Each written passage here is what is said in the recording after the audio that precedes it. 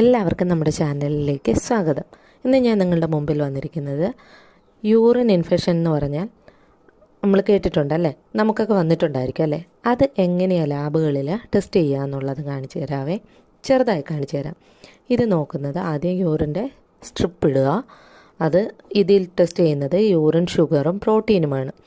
ആ ബോക്സിലെ colour match ചെയ്താണ് ടെസ്റ്റ് റിസൾട്ട് അറിയുന്നത്.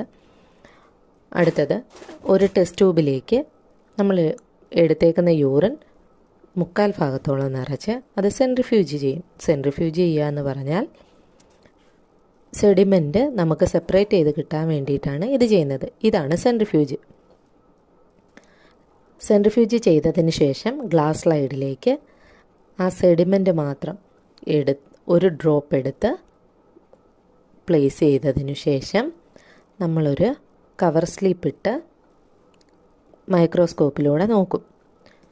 ഇപ്പോൾ ഈ എടുത്തിരിക്കുന്ന സെഡിമെൻറ്റിൽ നിറച്ചും പസ്സുണ്ട്. അത് നിങ്ങൾക്കിപ്പോൾ കാണാം. ഇതിന് ചുറ്റും കിടക്കുന്നത് പസ്സും അതിന് സെൻറ്ററിൽ ഒരു വേറൊരു ഷേപ്പ് പോലെ നിങ്ങൾക്ക് തോന്നും.